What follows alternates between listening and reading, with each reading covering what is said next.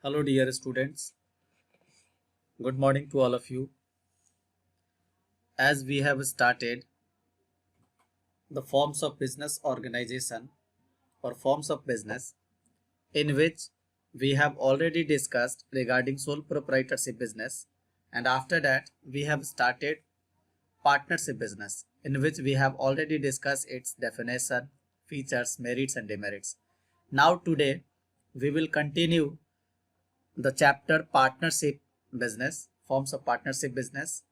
So, under this topic, today we will learn about types of partner and types of partnership, partnership deed, and the process of its registration and its use. So, let's start. So, first of all, types of partnership. First type of partnership is general or active partner. General or active partner means those partners who take active participation in managerial work of the business or in managerial work of the firm. It means suppose that there are 10 members in the business, there are 10 partners in the business, and they all are coming in the office each and every day, and they are taking part in the business daily, then it is known as a kind of general partner. Then that partner will be termed as general partner. Next is sleeping or dormant partner. Sleeping or dormant partner means those partners who have contributed their money in the business, but they are not taking part in business activity or in the management of the business. It means simply they have invested their money and they are ready to share the profit and loss, and even though they are ready to bear unlimited liability. Whether the business is getting profit or loss, they are not going to bothering about it. If the business is getting loss, they are ready to bear the loss. If the business is getting profit, they are ready to share the profit. But they will not take part, they will not help in any kind of managerial activity or management of the firm. They will not be there in the business. They may be 1 or 2 days or more than 1 or 2 days in the business in a year, but they are coming in the business only for taking their shares, only for getting the accounting treatment, or we can say whether the business hisab kitab it is maintained in proper way or not. Otherwise they are sleeping. Next is secret partner. Secret partner, it means if the partner is participating in the business secretly without disclosing his association with the firm to general public, his liability is also unlimited. Secret partner, they are also a kind of active partner. They are not sleeping partner. They are doing the business outside the firm. They are promoting the firm outside the campus. They are they are watching each and every kind of term. So in case of secret partner, they are doing the business, they are active in the business, but they are promoting the firm's business, being outside from the business and being outside from the management. They are doing the work secretly. They are not going to disclose their work before anyone. They are not going to show that they are connected with particular firm. Next is nominal partner. Nominal partner, it means a kind of partner who is giving his name and goodwill to the firm, but they are not going to invest their money and nor to take the profit of the business. But his liability in the business is still unlimited. Suppose that if Amitabh Bachchan is going to give his name to any particular firm, then we are using the name of Amitabh Bachchan, and due to his name, the particular firm is going to be benefited, the goodwill of that particular firm is going to be raised, and due to increase in the value of the goodwill, the firm may get more and more profit. So in this type of partnership, the partner is giving only its name, his or her name, and their goodwill, but they are not going to take active participation in the management of the business. Next is partner by estoppel. Partner by estoppel means he is the one who by his words or conduct give impression to the outside world that he is a part of the firm, whereas actually he is not. Hello dear students. It means a partner by estoppel, it means the person is giving his word as the partner of that particular firm, but actually he is not a partner.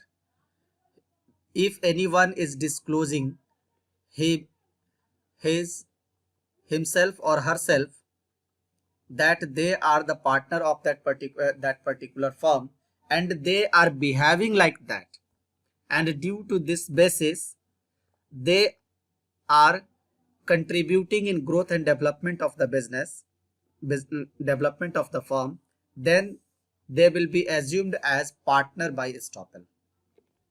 Next is partner by holdings out. He is one who is falsely declared partner of the firm, whereas actually he is not. In partner by estoppel, they are giving the impression outside the business. But in case of partner by holding out, they are not partner, they are declaring themselves as partner. In partner by estoppel, they are doing the business, they have the partnership term, their liabilities are unlimited, and even though they are doing the business outside the business, doing the business outside the country or outside the state and promoting the business, but in the case of partner by holding, they are false declared as partner, they are really not partner, but she or she is trying to become a partner in the business, and for this they are declaring themselves that they are partner. So we can say that if any person become the partner in the business by their declaration, this is known as partner by holding out. And a last one partner, that is minor as partner. As we know that in Indian Contract Act and in Indian Constitution, a minor cannot be a partner, because as per Indian Contract Act 1872, for making any kind of contract, three things are required. First is person should be major age. It means person must achieve the age of 18 or 21 according to the state norms or laws, different laws. Second, partner must be sound mind, and third is not forbidden by law. Then as we have studied the Indian Majority Act, so under the Indian Majority Act, if the person who are getting the age of 18 or 21 as per the state or different act law, the person will be assumed as major age. But if the person is not qualifying the age of 18, that person will be known as minor, and there is no condition that a minor can be able to make the agreement, and due to this term a minor cannot be partner in the firm if he or she is not going to attain the age of 18. But still these terms, a minor can be the partner in the firm, because a minor can be admitted to the benefit of an existing partnership.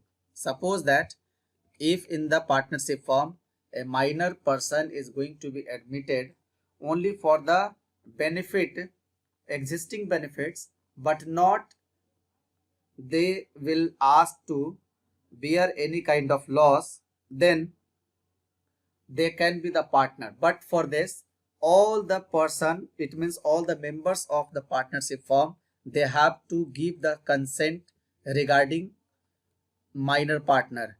And in the same sense, if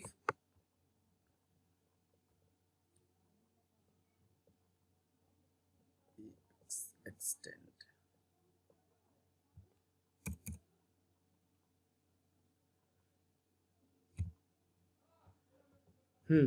so if any liability incurred, in the case of liability incurred, the liability of minor partner will be limited, not unlimited. It means if he or she has admitted as partner in the firm as minor partner, they can bear the loss only to the capital contribution made by them. They will not be eligible, or they will not be compelled in any condition to fulfill the loss of the business of his share. Their share will be limited. And if any losses occurred due to their decision, they will not be responsible for that. So dear students, we have discussed the types of partners. Now we will discuss types of partnership. Partnership simply a kind of relation between members of the firm for which they are responsible towards each other. So in simple term, types of partners are classified on the basis of duration. So on the basis of duration, first partnership is at will. At will means it is dependent on the will of the partners. If they want to dissolve the partnership, they can dissolve it anytime. So this is a voluntary. If the dissolution of partnership on the will or voluntary dissolution term is there, the partnership known as on the will. Second is particular partnership. Particular partnership, it means if a partnership firm is created for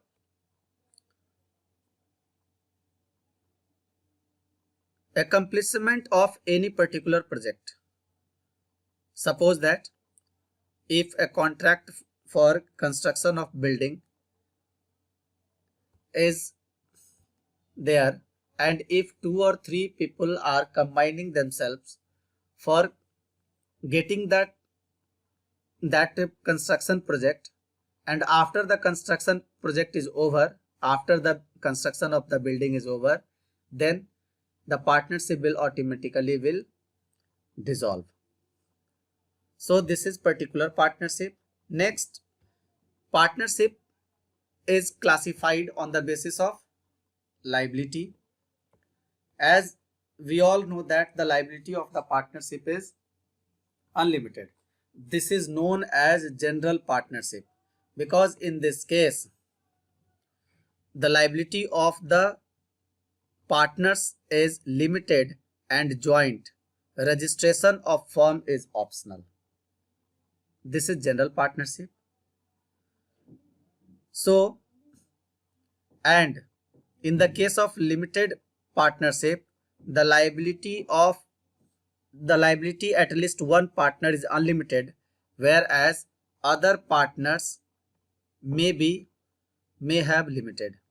It means On the basis of liability, simply we can say that limited liability partnership and unlimited liability partnership. Now you were thinking that in partnership form liabilities are unlimited. Yes, in most of the cases liability of the partnership partners are unlimited, but in few of the cases, if it is already discussed in the deed or agreement of partnership form that the particular partner will have the limited liability, then their liability will be limited to the amount contributed by them, to the shares for which they are responsible only. So there are two types of liability, limited and unlimited liability.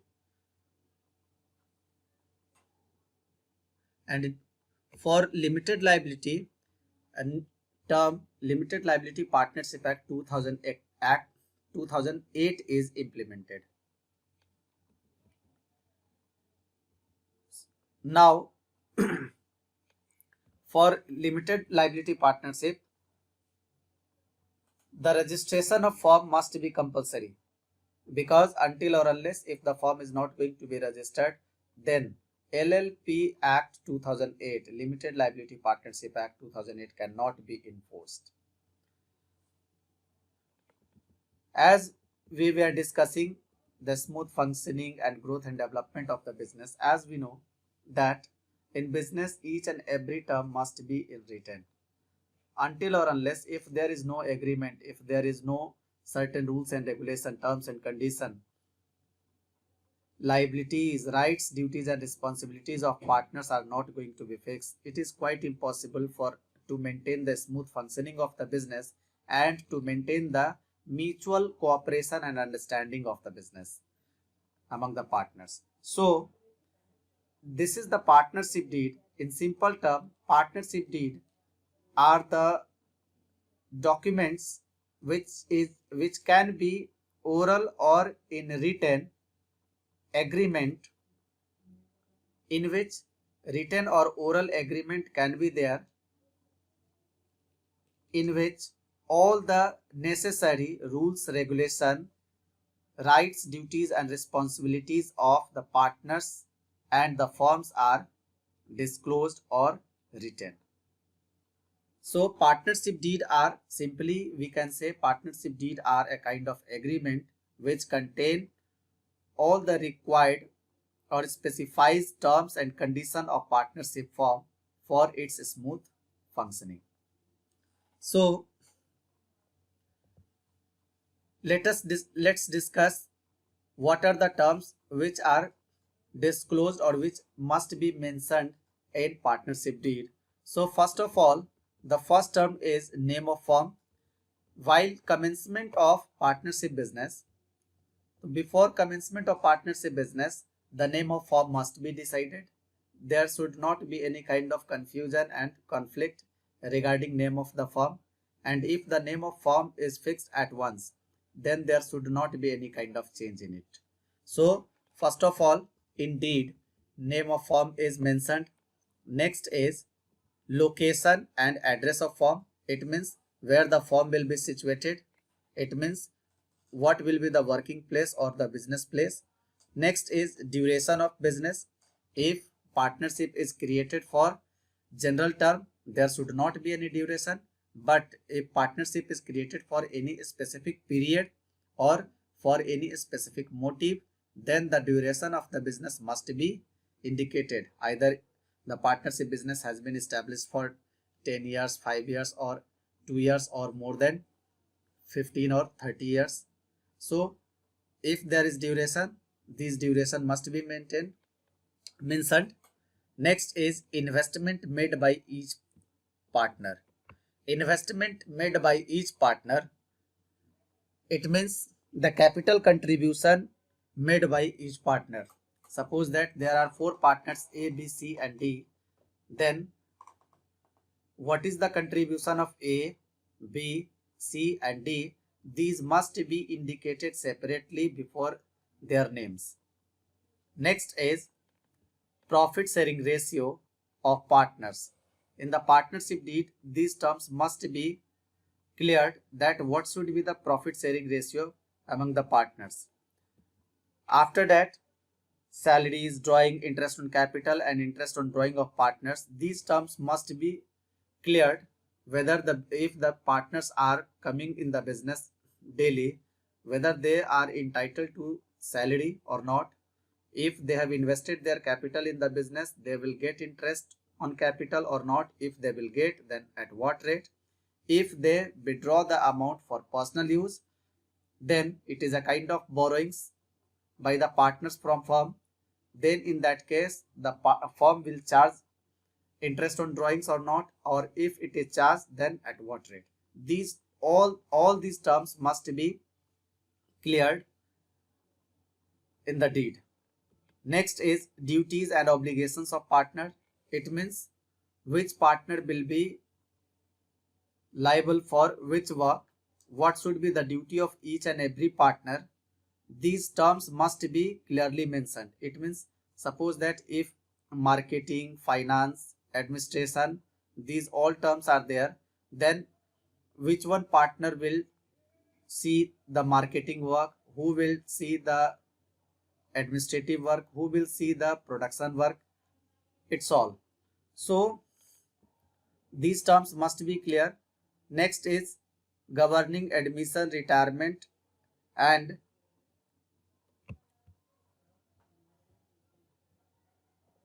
death of a partner.